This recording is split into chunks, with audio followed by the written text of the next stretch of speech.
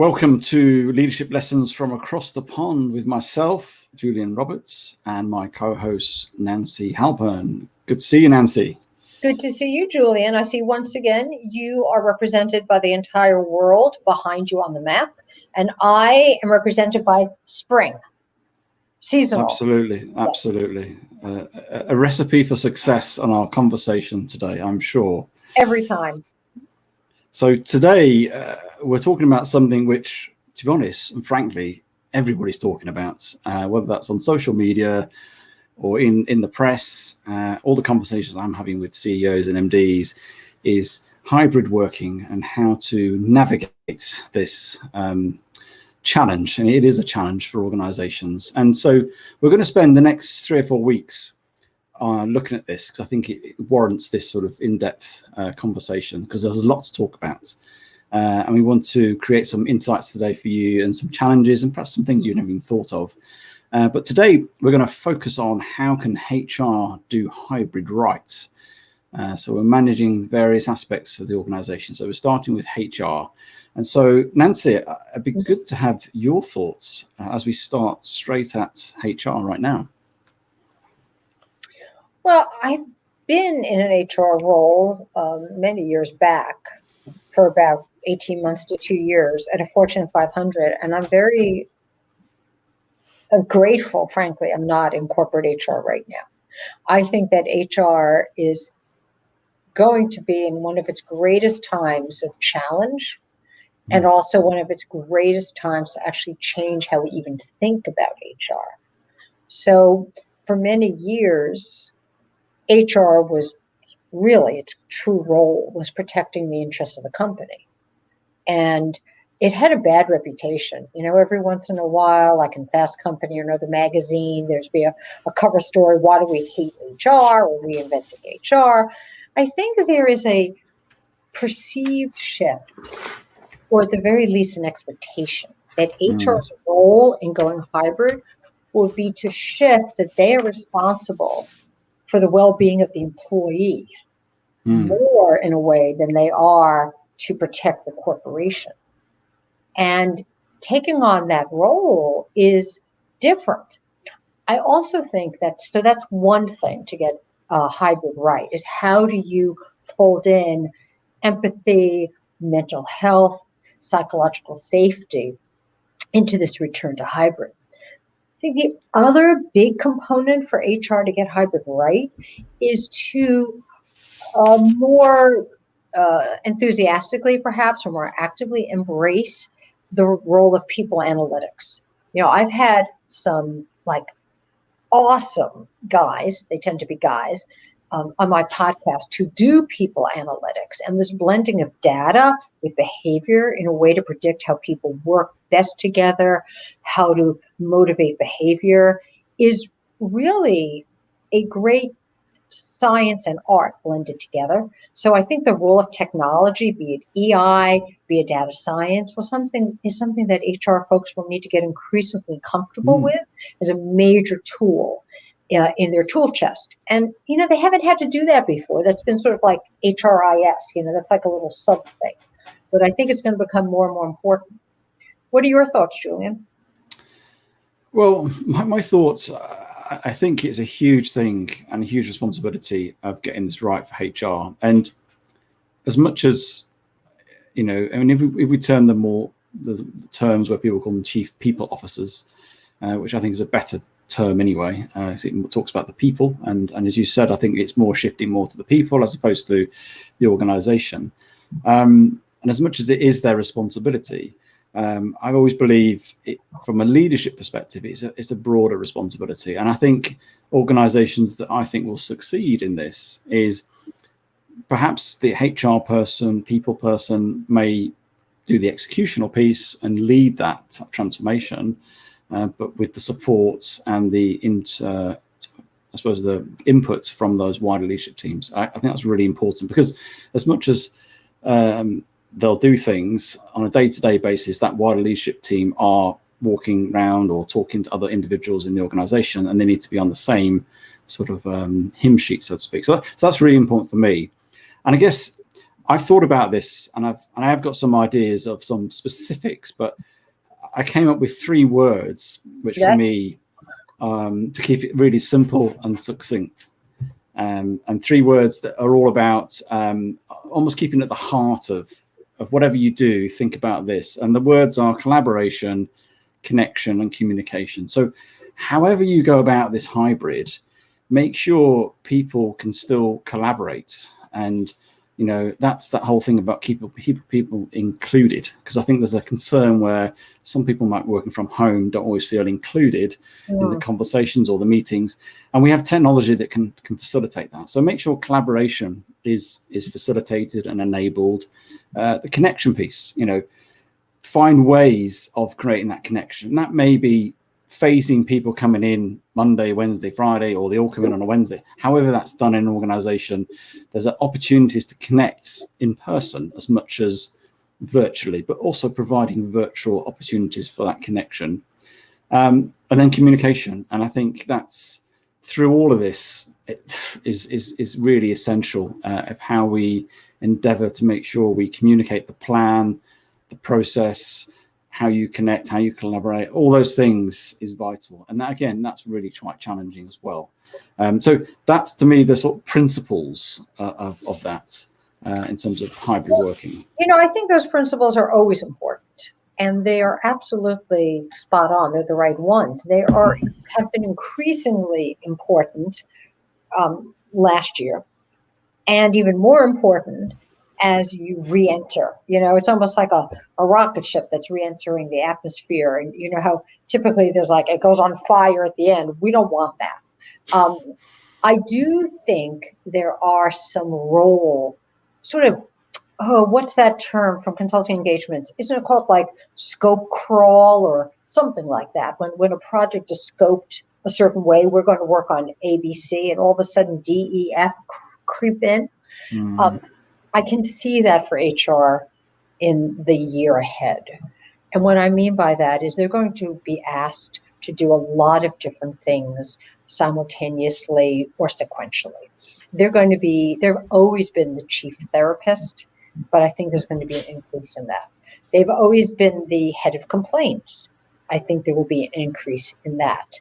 They will be asked to mediate or adjudicate people who are concerned that the person next to them didn't get vaccinated or is coughing a lot, but they won't wear a mask. They can't ask, at least in this country, if you've been vaccinated, I think because of HIPAA, what's called HIPAA regulations about privacy, about health.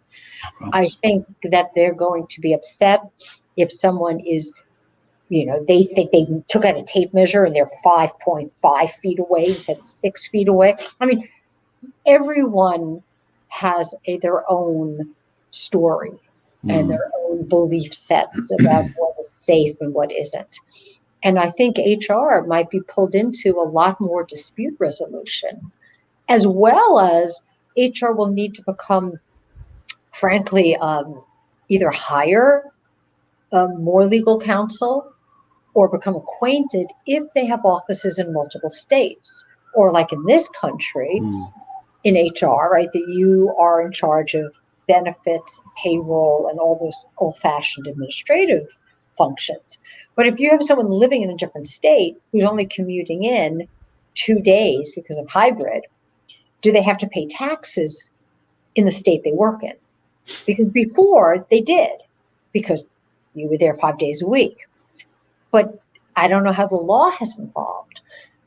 So, and what's involved. So I think you'll find that HR are becoming mini experts on employment law. So their job is going to expand. And for a lot of HR people who I think felt kind of drowning in processes and procedures, they're going to be involved in drafting procedures and policies with the knowledge that either A, they won't work, B, they're temporary, or C, they'll have to change them after 6 months anyway, because it's not working at all, or negotiating different parties' feelings about this. So what do you think, Julian, about how the role of HR might have to change in hybrid? I agree with you. I mean, you've panned out some incredible sort of insight there in terms of what may be involved, in terms of the knowledge will be expected of them. And I agree that the whole legality things, the financial piece, the health and safety, and I think this is where HR, as much as they're part of the people equation in terms of delivering on that, need to set some real clear parameters of that scope. I agree with you. And I think right up front, and any companies embarking on this, and most companies will be doing this in some shape or form, is put a real, very clear, definitive dimensions on what their role is and what support they will need. And I think going forward, it's important that they will need extra support. And whether that's more consultative outsiders coming in for a period of time to help them bridge this, or experts to call upon, outsourced, they can't do it all. And it's getting back to the core of what they're trying to do. And I think as much as there is a lot to navigate, and it's almost a bit like last year, is navigating in those uncertain times. It's the same place, really. It is uncertain because we've never been there before on this scale. I know some companies hybrid already, so there's slightly different, but most haven't. And I think it's getting back to that communication piece, isn't it? And trying to make sure we get clarity with the employees as well as the employer in terms of that communication, that dialogue. Because there will be those pernickety individuals who will say, oh, it's only 5.5 foot or whatever. And there will always be those, regardless, hybrid or not hybrid. But en masse, most people are pretty sensible, I think. And as long as there's a clear guidelines, principles, whenever you want to approach it, I think that would be helpful. Have you got any thoughts on some other specific things they could be doing to help now as they come back to hybrid in the next 3-4 months, depending on how quickly they want to do it? I do, actually. Number one, if you and HR, all you HR folks out there, do not have strong strategic alliance with key members of leadership, now is the time to be working and building those, because you will need those in terms of rolling things out, sustaining the organization. It's managers. Whose responsibility is it to get hybrid right? Is it the managers or is it yours? And perhaps it's a shared responsibility, but you need good partnerships. You cannot be working so in isolation from your leadership. As you said before, Julian, you really need to be in partnership with your leadership. So that's one thing I'd be focusing on more than a policy, in a sense, right now. The other thing that I would invite people to do, if you are in a kind of company where you can, man, this is such a great time for experimentation. You know, it is a human experiment on a global scale, or certainly in your company is not an exception. If there were ever a time to be playful, creative, turn it upside down, try it, this is the time. If you have been feeling bored at work or, overtasked with all these stupid little things to do, here is a great chance to bust out of that kind of professional shell and do something wacky with your workforce or with your spacing. Or, there's lots of resources. Google, which of course has more money than, anyone ever will again, has been doing some really creative things. That's all out there. You can Google what Google is doing. Big article in the New York Times about 2 weeks ago about it. Some companies are doing. Microsoft is also putting out some of its ideas.